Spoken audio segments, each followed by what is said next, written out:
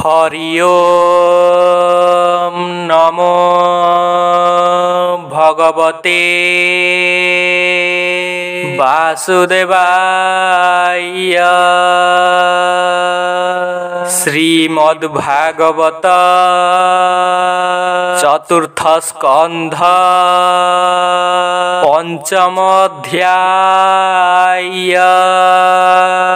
मैत्रेय उवाच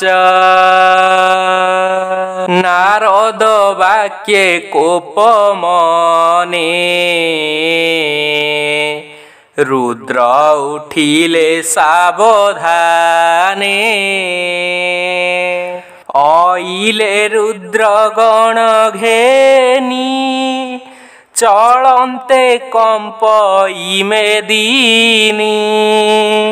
दक्षर यज्ञ नाशार्थे कोपे बसिला रुद्र चिते। सकल पारिषद गणे नाना आयुध तीक्ष्ण बाणे। अति संख्यक कोप करी धाइले घोर नाद करी। रुद्र वचने कोप देखी विबुधे त्रिदश उपेखी। कंपिले रुद्र बोल शुणी महाप्रलय प्राय जानी। कोपे कामुड़ी ओष्ठ पाटी प्रचंड दिशई भ्रुकुटी। जटा उपाड़ी क्रोध भरे भूमि रे पकाई सत्वरे। जटा कलपे अग्नि जले देखी कंपिले दिगपाले। रुद्रर जटा भार मध्ये पुरुषे उठे घोर नादे। हसे गभीर घोर स्वने रुद्रगणंक अवधाने। कोपे अधर से कामुड़ी रुद्रंको कहे कर जोड़ी। सहस्रबाहु मेघस्वने अनल जल नयने। कोटिए सूर्य तेज जेह्ने देखी पलांती सर्वजने। कराल दंष्ट्र सोहे तुंडे अग्नि जलर शिखा खंडे। नाना आयुध दिशे करे मुंडमाल जे लंबे उरे। रुद्रंको चाही कर जोड़ी कहई अधर कामुड़ी। कहतु कि करिबी मोहि रुद्र कहंती ताको चाही। तू मोर गणंक ईश्वर तू एबे मोर बोल कर। दक्षर प्राण यज्ञ संगे विनाश कर रण रंगे। तू मोर अंशे आत्मा रूपी सहस्रभुज शून्य व्यापी। दक्षर यज्ञ नाश कर एहार प्राण बेगे हर। एमंत रुद्र आज्ञा पाई कोपे कंपिला तार देही। जलई अति कोपानले नमिला रुद्र पाद तले स्वभावे रुद्र आत्मा से ही तार महिमा के जानई गर्जई भयंकर नादे बेगे धामई बेनिपादे शूल बुलाई दक्ष करे नुपुर बाजई पयरे धामई पवन बेगे रुद्र कोपे उत्तर दिगे सबदे दश दिगपुरे धूली उड़ई पाद भरे विप्रे जे थिले यज्ञशाले धूली देखंती अंतराले उत्तर दिगे रेणु देखी उठिले सुयज्ञ उपेखी उत्तर दिग को अनाई कहंती एको आरे चाही देख दिवसे घोरतम दिग नदी से बात भ्रम एमंत देव विप्र नारी देखंती हस्ते हस्त धरी कहंती किए तम घोर दिशई अति भयंकर प्रचंड बहई पवन तमे आच्छादिला गगन गोरु चरण धूली नुहे किए तामस काहू हुए आजी की प्रलय होइब बाम की होइला दैब प्रसूति आदि बामा जेते उठी चाहंती दुख चिते श्री शुकौवाच एमंत सुन नरनाथ अद्भुत रुद्र रचरित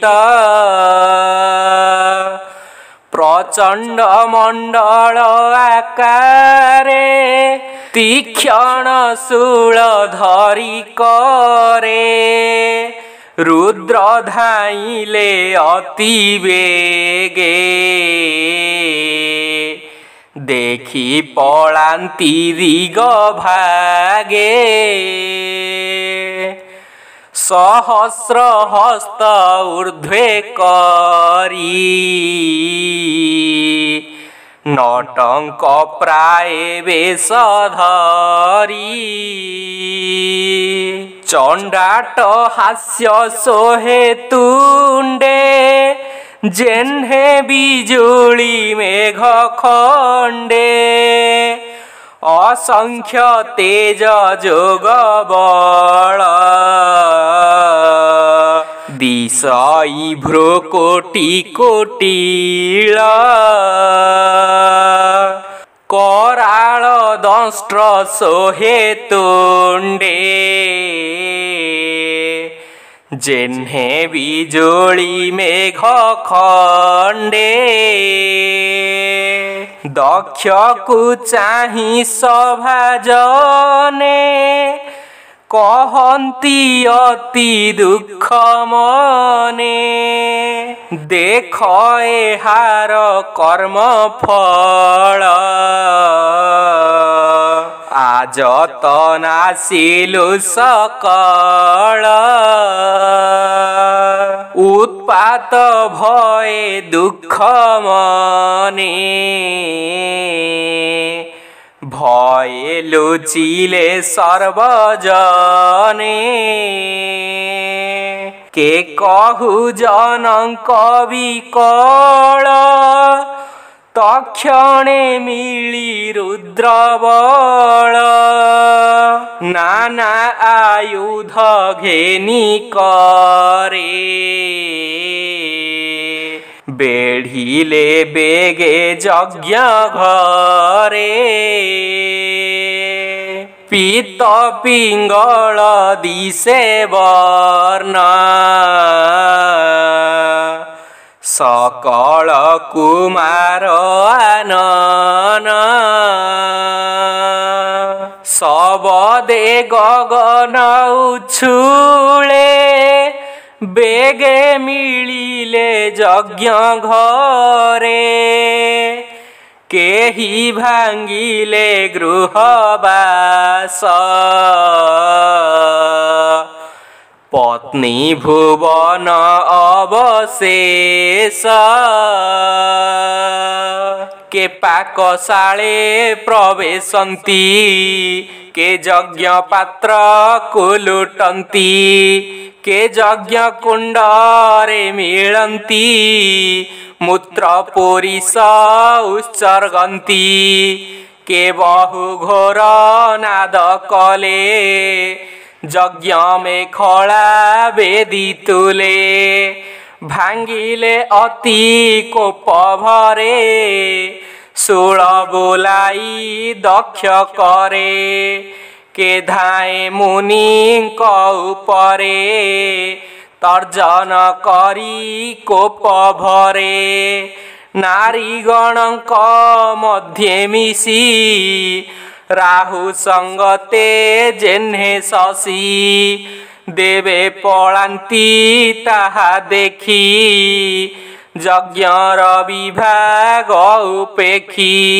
ताहांकु रुद्र गणे धरी भृगु समेते बंदी करी भृगु को मणि मान बांधे ता देखी प्रजापति कांधे दक्ष कुबीर भद्र धरी असुर प्राय बंदी करी रणे रिपुगणंकु धरे ओष्ठ कामुड़ी कोप भरे भृगु को धरी नंदीश्वर हुंकार नाद महाघोर से यज्ञे जेते जन थिले ऋत्विक ऋषि विप्रतुले रुद्र देवता तेज देखी भाजिले यज्ञ को उपेक्षी भृगु जे यज्ञ होम करी घृत खेपंती श्रुवधरी ताहांक केश बाम हस्ते रोषे धरिले विश्वनाथे ताहांक दाढ़ी दक्ष करे रुद्र उपाड़े कोप भरे सभारे पद्म जोनी बड़ा जे दाढ़ी देखाई कहिला उपाड़ी भृगु लंब दाढ़ी दक्षिणे भूमि तले पाड़ी चक्षु उपाड़ी नख अग्रे पूर्वर साप बैरागे मणि जे साप देला काले अपमानित कोपानले दंत देखाई करी हसे से कथा स्मरी महारोषे मुष्टि प्रहारी बाम करे दंत झाड़िले कोप भरे दक्षर हृदय कर भिड़ी रुद्र जे अधर कामोड़ी भूमि रे पातिले उताने के ताहा करी वचने अजय एहार शरीर देखि विस्मित शूलधर अक्षय भाली तार गति विस्मय भाली पशुपति तीक्ष्ण खड्गे छेदी शिर ईश्वर होइले बाहार शिर पड़िला अग्निकुंडे कूले रहिला मृत पिंडे पिशाच गण घेनी संगे रुद्र नाचंती रण रंगे दक्ष संपद नाश करी दक्षिण करे शूलधरी शंकर होइले बाहार देखि कंपिले सुर नर रुद्रंक चरण पंकजे ब्राह्मण जगन्नाथ भजे। इति श्रीमद्भागवते महापुराणे पारमहंस्यां संहितायां 82 चतुर्थ स्कंधे दक्षयज्ञ भग्ने नाम पंचमोऽध्यायः। ओम नमो भगवते वासुदेवाय।